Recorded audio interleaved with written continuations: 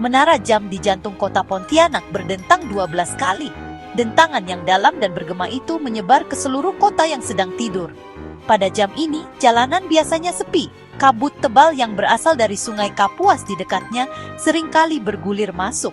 Kabut itu menyelimuti segalanya dalam selubung tebal dan lembab. Udara menjadi dingin, membawa keheningan aneh yang terasa tidak wajar. Ini adalah waktu ketika dunia orang hidup dan dunia roh terasa sangat dekat.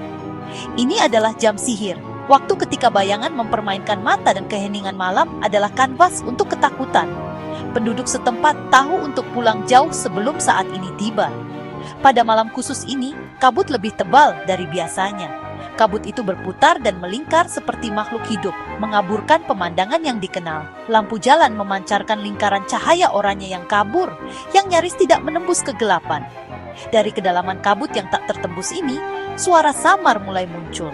Itu adalah gemuruh rendah, suara mesin tua yang berusaha hidup. Suara itu semakin keras, erangan mekanis yang terasa tidak pada tempatnya dalam keheningan yang mendalam. Itu adalah suara sesuatu yang mendekat, sesuatu yang besar dan berat, bergerak dengan kelambatan hantu yang gigih melalui jalan-jalan kota yang kosong dan diselimuti kabut. Kemudian muncullah sebuah bus tua dan usang muncul dari tirai putih tebal. Itu bukan model yang dikenal siapapun dari armada kota saat ini. Catnya pudar dan mengelupas, memperlihatkan bercak karat di bawahnya. Jendela-jendela kotor memantulkan lampu jalan yang redup dengan kilau keruh dan terdistorsi. Bus itu bergerak tanpa suara. Gemuruh sebelumnya telah memudar menjadi keheningan yang menyeramkan, seolah-olah meluncur di atas aspal daripada melaju di atasnya. Papan tujuan kosong, huruf-hurufnya sudah lama aus oleh waktu dan kelalaian, meninggalkan ruang gelap dan kosong yang seolah-olah menyerap cahaya. Bus itu melambat dan berhenti di halte bus tua yang tidak terpakai. Pintu-pintunya mendesis terbuka dengan desahan pneumatik yang terdengar seperti hembusan napas yang lelah.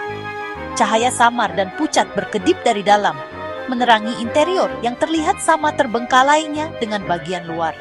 Tidak ada pengemudi yang terlihat di kabin yang remang-remang. Kendaraan itu hanya duduk di sana, menunggu dengan sabar dalam keheningan yang menindas di tengah malam. Itu adalah undangan, janji diam untuk perjalanan ke suatu tempat yang tidak diketahui. Bagi siapapun yang cukup sial untuk berada di luar pada jam ini, itu mungkin tampak seperti pemandangan yang aneh, tetapi disambut baik. Sebuah kapal tunggal di lautan kabut. Rian menarik jaketnya lebih erat di bahunya. Dia menggigil, tapi bukan hanya karena udara malam yang lembab. Dia ketinggalan bus terakhir pulang setelah bekerja lembur di kantornya. Ponselnya mati, dan taksi tidak terlihat dimanapun. Dia telah berjalan entah berapa lama, kakinya pegal di setiap langkah. Kabut membuatnya bingung, membuat setiap sudut jalan terlihat asing dan mengancam. Dia merasakan kegelisahan yang semakin besar, ketakutan primitif bahwa dia sedang diawasi dari bayang-bayang. Yang dia inginkan hanyalah pulang, aman di tempat tidurnya sendiri, jauh dari malam yang aneh dan sunyi ini. Dia hampir menyerah dan berjalan kaki sisanya ketika dia melihatnya. Melalui kabut tebal, siluet bus muncul. Lega membanjiri dirinya, gelombang hangat mengusir ketakutan dingin. Dia tidak menyangka ada bus yang beroperasi selarut ini. Dia tidak mengenali modelnya, tapi dia terlalu lelah dan putus asa untuk peduli. Itu adalah tumpangan pulang, dan hanya itu yang penting. Dia mempercepat langkahnya, kakinya yang lelah menemukan semburan energi baru. Dia melambaikan tangannya, berharap pengemudi akan melihatnya melalui kabut tebal yang seolah-olah menelan segalanya. Saat dia mendekat, dia memperhatikan kondisi aneh bus itu. Bus itu terlihat kuno, seperti peninggalan dari era yang terlupakan. Catnya retak dan karat merayap di tepinya seperti penyakit. Dia ragu sejenak, keraguan melintas di benaknya. Mengapa bus setua itu masih beroperasi? Tapi pintu-pintu terbuka, menawarkan sambutan diam. Pikiran untuk berjalan 1 jam lagi melalui jalan-jalan yang dingin dan menyeramkan sudah cukup untuk mengesampingkan kekhawatirannya. Dia kelelahan dan hanya ingin beristirahat. Dia memutuskan untuk mengambil risiko, meyakinkan dirinya sendiri bahwa itu hanyalah bus cadangan tua. Dengan napas dalam, Rian melangkah naik ke bus. Udara di dalamnya pengap dan dingin, membawa bau apak yang samar, seperti buku tua yang belum dibuka. Dia melihat ke arah kursi pengemudi, berharap melihat seseorang untuk membayar ongkosnya, tetapi kursi itu kosong. Ini aneh. tetapi dia beralasan bahwa mungkin pengemudi ada di belakang, atau mungkin itu layanan gratis larut malam. Dia mengabaikan keanehan itu, keinginannya untuk beristirahat mengalahkan kehati-hatiannya. Dia hanya perlu mencari tempat duduk dan membiarkan perjalanan membawanya pulang, jauh dari pelukan dingin kabut tengah malam. Ryan menemukan tempat duduk kosong di tengah bus. Dia merosot ke kursi vinil yang usang, desahan lega keluar dari bibirnya. Bus melaju dari tepi jalan dengan gerakan mulus dan sunyi yang mengejutkan untuk kendaraan setua itu. Bus itu meluncur melalui jalan-jalan berkabut. Dunia di luar adalah kabur dari bentuk-bentuk berkabut dan lampu yang diredam. Selama beberapa menit pertama, semuanya terasa normal, atau senormal mungkin di bus yang sepi di tengah malam. Dia memejamkan mata, menyandarkan kepalanya ke jendela yang dingin dan bergetar. Goyangan lembut bus hampir menenangkan, membuatnya tertidur dalam keadaan puas yang mengantuk. Dia merasakan kedamaian menyelimuti dirinya. Hari yang panjang dan penuh tekanan akhirnya berakhir. Perjalanan yang tidak nyaman melalui kabut sudah di belakangnya. Sekarang, dia sedang dalam perjalanan pulang. Dia tidak mengenali rute yang diambil bus, tetapi dia berasumsi itu hanya jalan memutar karena jam yang larut. Pontianak adalah kota yang luas dan ada banyak jalan samping yang tidak dia kenal. Dia percaya bahwa pengemudi, dimanapun dia berada, tahu jalannya. Dia membiarkan pikirannya melayang, memikirkan makanan hangat dan tempat tidur empuk yang menunggunya di akhir perjalanan tak terduga ini. Tetapi seiring berjalannya waktu, kesalahan halus mulai merayap ke dalam kesadarannya. Keheningan di bus adalah hal pertama yang benar-benar dia perhatikan. Itu bukan hanya tenang, itu adalah ketiadaan suara yang dalam dan mendalam. Tidak ada suara mesin, tidak ada derit bagian yang longgar, tidak ada batuk atau bisikan dari penumpang lain. Satu-satunya suara adalah dengungan lembut dan berirama yang sepertinya berasal dari kerangka bus itu sendiri. Itu adalah suara yang bergetar melalui kursinya, dengungan rendah yang terasa kuno dan tidak wajar. Ketiadaan suara normal sehari-hari mulai terasa mengganggu. Dia membuka matanya dan duduk tegak. Rasa kantuknya digantikan oleh kewaspadaan baru yang menusuk. Dia melihat sekeliling kabin yang remang-remang lagi. Bus itu masih bergerak, meluncur melalui labirin tak berujung jalan-jalan yang diselimuti kabut. Dia mengintip keluar jendela, tetapi dia tidak bisa mengenali apapun. Pemandangan yang dikenal di lingkungannya tidak terlihat dimanapun. Sebaliknya, hanya ada bangunan-bangunan asing dan gang-gang gelap yang kosong. Sebuah kecemasan mulai terbentuk di perutnya. Kemana bus ini pergi? Dan mengapa semuanya begitu mengganggu, sangat sunyi? Saat inderanya semakin tajam, Ryan mulai memperhatikan hal-hal lain. Udara yang awalnya dia anggap pengap, kini terasa berat dan menindas. Udara itu membawa bau samar, hampir tidak tercium, sesuatu yang manis dan memuakkan, seperti bunga layu yang ditinggalkan di kuburan terlalu lama. Dia mengerutkan hidungnya. Bau itu membuatnya sedikit mual. Dia mencoba bernapas melalui mulutnya, tetapi bau aneh itu sepertinya menempel di tenggorokannya. Itu adalah bau pembusukan dan kenangan yang terlupakan. Parfum kesedihan yang memenuhi ruang tertutup bus dan membuat udara dingin terasa lebih dingin. Dia menajamkan telinganya, mendengarkan dengan saksama dalam keheningan yang mencekik. Dia pikir dia bisa mendengar sesuatu, suara yang sangat samar sehingga hampir tidak nyata. Itu seperti bisikan paling samar, desisan lembut dan mendesis yang sepertinya datang dari sekelilingnya. Dia tidak bisa memahami kata-kata apapun.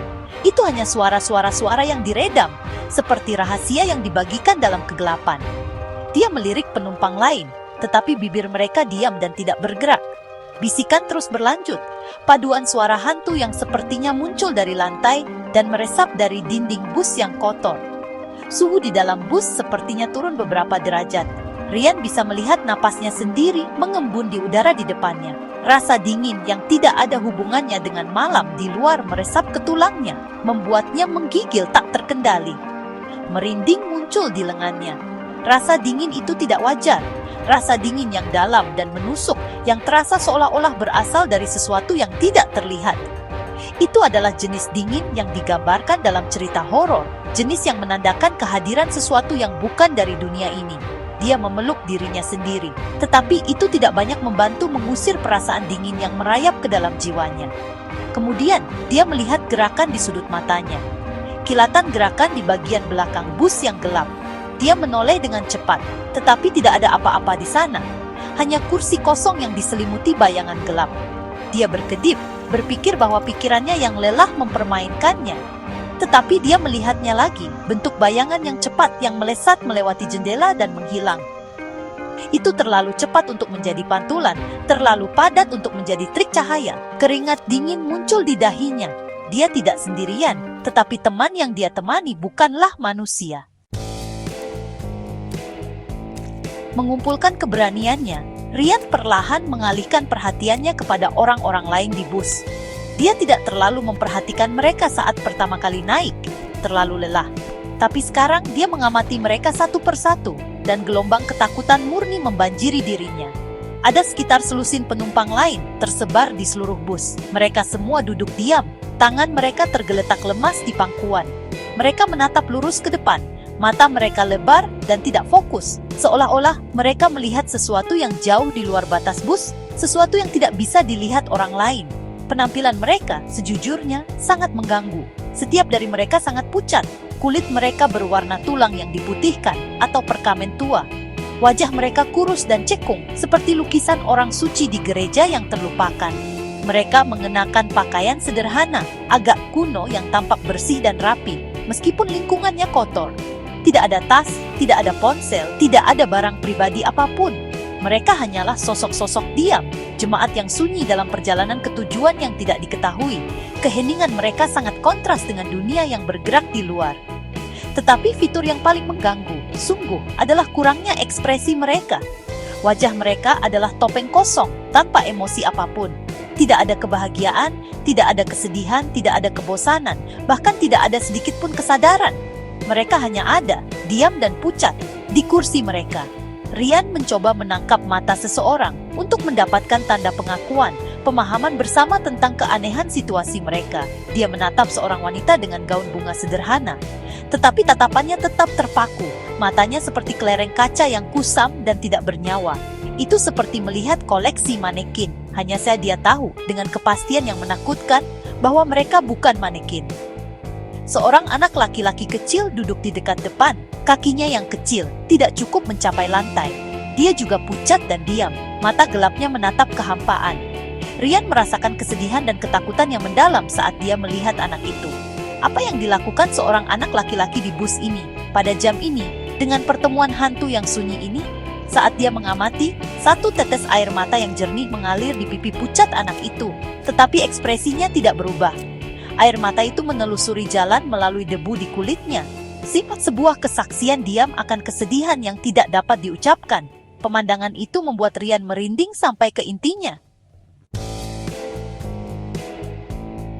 Bau manis yang memuakkan yang dia rasakan sebelumnya semakin kuat. Itu bukan lagi hanya bau samar bunga layu. Sekarang bercampur dengan sesuatu yang lain, sesuatu yang lebih berat dan lebih menyeramkan. Itu adalah bau tanah basah dan berbau tanah yang baru digali, jenis bau yang Anda temukan di kuburan setelah hujan lebat. Kedua bau itu bercampur di udara, menciptakan parfum kematian dan pembusukan yang memuakkan. Itu memenuhi paru-paru Ryan setiap kali dia bernapas, pengingat yang konstan dan menyesakkan tentang kemana perjalanan ini mungkin akan menuju. Bau itu sepertinya berasal dari penumpang itu sendiri. Aura hantu kuburan yang melekat pada bentuk mereka yang diam. Saat bus terus meluncur tanpa suara melalui malam yang tak berujung, Ryan memperhatikan embun di jendela. Itu bukan hanya kabut dari udara dingin. Kelembaban itu tebal dan berminyak, dan saat dia melihat, aliran kecil mulai mengalir di kaca. Tetapi cairan itu tidak jernih.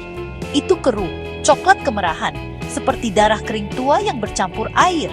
Dia menatap ngeri saat setetes air mengalir di panel di sampingnya, meninggalkan noda kotor berwarna karat di belakangnya.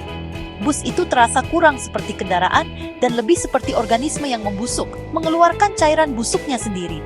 Dia berani melirik penumpang lain. Dalam cahaya redup yang berkedip-kedip, dia bisa melihat bahwa pakaian mereka yang sebelumnya tampak begitu bersih, tidak bersih. Ada bercak gelap dan lembab di kemeja dan celana mereka, terutama di sekitar dada dan anggota badan mereka. Polanya terlihat seperti noda lama, seolah-olah sesuatu telah meresap dari dalam. Dan di lantai di bawah kaki mereka, genangan gelap cairan coklat kemerahan yang sama perlahan menyebar, meresap ke lantai yang kotor. Bus itu tidak hanya membawa penumpang, bus itu membawa kesedihan dan kematian mereka. Kesadaran itu menghantamnya seperti pukulan fisik. Ini bukan orang hidup. Mereka adalah roh, terjebak dalam lingkaran yang mengerikan, selamanya menaiki bus hantu ini. Bisikan samar yang dia dengar adalah gema mereka. Bau pembusukan adalah esensi mereka. Dan embun aneh yang berdarah adalah manifestasi dari akhir tragis mereka. Mereka adalah korban dari beberapa kecelakaan yang mengerikan. Jiwa mereka terikat pada kendaraan spektral ini. Ryan adalah seorang pria hidup di bus yang penuh dengan orang mati. Tubuh hangat di gerbong roh dingin. Dan dia tahu dengan kepastian yang memuakkan bahwa dia tidak seharusnya berada di sini. Panik mulai melanda, ketakutan yang dingin dan tajam yang mengancam akan melumpuhkannya. Dia harus turun dari bus ini. Dia mencari tali untuk ditarik atau tombol untuk ditekan untuk memberi isyarat berhenti, tetapi tidak ada. Dindingnya mulus dan kosong. Dia berdiri, kakinya terasa goyah di bawahnya, dan terhuyung-huyung menuju bagian depan bus, jantungnya berdebar kencang di dadanya. Dia harus menemui pengemudi untuk menuntut agar dia diizinkan turun. Dia melewati sosok-sosok yang diam dan tak bergerak, berhati-hati agar tidak menyentuh mereka. Ketakutan primitif memberitahunya bahwa kontak akan menjadi kesalahan besar. Saat dia mencapai bagian depan, dia mengintip ke dalam kabin pengemudi. Kursi itu masih kosong. Tidak ada seorang pun yang mengemudikan bus. Setir diam, pedal tidak tersentuh. Namun, bus terus bergerak, menavigasi jalan-jalan berkabut dengan tujuan yang menyeramkan dan cerdas. Bus itu berblok di tikungan dan meluncur melalui persimpangan, seolah-olah dipandu oleh tangan yang tak terlihat. Pemandangan itu benar-benar melanggar logika dan nalar. Konfirmasi yang menakutkan bahwa dia terjebak dalam mimpi buruk yang tidak bisa dia bangun. Bus itu mengemudi sendiri, mesin hantu dengan kemauan sendiri. Dia melihat keluar kaca depan yang besar, sangat ingin melihat pemandangan yang familiar. Tetapi kabut di luar adalah dinding putih yang tak tertembus. Bus itu tidak lagi berada di Pontianak. Kota itu telah lenyap, digantikan oleh lanskap aneh dan tak lekang oleh waktu, berupa pohon-pohon yang keriput dan tak berdaun, serta bukit-bukit gelap yang suram di bawah langit tanpa bintang. Jalan di depan adalah pita aspal hitam yang membentang, tak terbatas. Jalan yang menuju ke antah berantah. Mereka berada di tempat yang berbeda sekarang. Alam antara dunia, api penyucian di atas roda. Bus itu tidak membawanya pulang, bus itu membawanya ke tujuannya. Dengan panik, dia menggedor pintu. "Biarkan aku keluar," teriaknya. Suaranya terdengar tipis dan lemah dalam keheningan yang menindas. "Tolong, hentikan busnya. Biarkan aku turun." Teriakannya bergema di kabin, tetapi tidak ada yang bereaksi. Penumpang-penumpang pucat tetap diam, mata mati mereka menatap ke depan. Bus itu tidak melambat. Dia mengguncang pintu-pintu, menarik gagang dengan sekuat tenaga, tetapi pintu-pintu itu tersegel rapat, seolah-olah dilas ke rangka. Dia adalah seorang tahanan. Gelombang keputusasaan yang luar biasa membanjiri dirinya. Dia terjebak dalam perjalanan dengan orang mati, dan jalan itu membentang selamanya. Tepat ketika Ryan hampir pingsan dalam ketakutan yang putus asa, sesosok muncul dari bayangan gelap di bagian paling belakang bus. Itu adalah seorang pria tinggi dan ramping mengenakan seragam kondektur kuno, lengkap dengan topi berujung yang menutupi wajahnya dalam bayangan. Dia bergerak dengan gaya yang kaku dan tidak wajar, kakinya tidak mengeluarkan suara di lantai. Di satu tangan, dia memegang pembolong tiket kuno, logamnya berkilauan samar dalam cahaya redup. Dia mulai berjalan menyusuri lorong. Gerakannya lambat dan disengaja, kehadiran yang sunyi dan mengancam yang menguasai ruangan. Kondektur berhenti di setiap penumpang pucat. Dia tidak meminta tiket atau uang. Sebaliknya, dia akan membungkuk mendekat, dan penumpang akan perlahan mengangkat kepala mereka. Ryan menyaksikan dengan ngeri saat kondektur meletakkan tangan di dahi mereka. Cahaya samar dan halus akan bersinar dari bawah telapak tangan kondektur, dan desahan lembut yang menyedihkan akan keluar dari bibir penumpang, suara pelepasan dan kesedihan yang mendalam. Setelah beberapa saat, kondektur akan melanjutkan ke jiwa sunyi berikutnya, mengulangi ritual yang suram itu. Dia tidak mengumpulkan ongkos, dia mengumpulkan sesuatu yang sama sekali berbeda. Ryan menyadari apa yang sedang terjadi. Ini adalah tol terakhir. Kondektur melepaskan roh-roh satu persatu dari ikatan duniawi mereka ke bus ini. Tapi kemana mereka dikirim? Saat setiap roh disentuh, bentuk mereka akan berkedip dan menjadi sedikit lebih transparan. Fitur cat mereka semakin memudar ke dalam kegelapan. Udara menjadi lebih dingin setiap kali pelepasan. Bau pembusukan menjadi hampir tak tertahankan. Kondektur adalah penyeberang, dan bus hantu ini adalah kapalnya, selamanya melintasi sungai malam, membawa muatan jiwa-jiwa yang hilang. Akhirnya, kondektur mencapai Rian. Dia berdiri di depannya, penumpang terakhir di lorong. Sosok itu sangat tinggi, dan dari bawah pinggiran topinya, 2 titik cahaya merah dingin bersinar di tempat matanya seharusnya berada.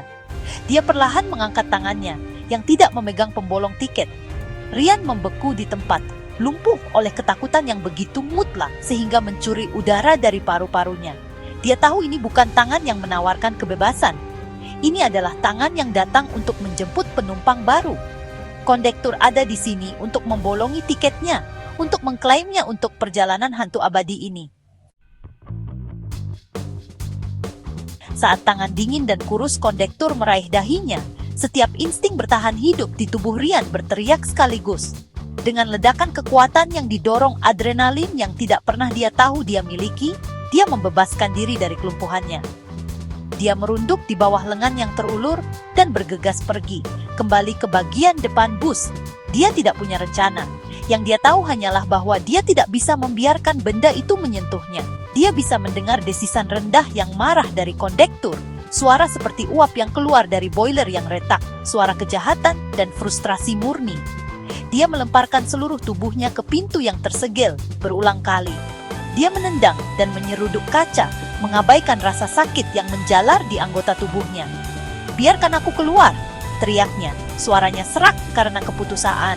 Di belakangnya, dia bisa mendengar langkah kaki kondektur yang lambat dan disengaja mendekat. Waktunya hampir habis.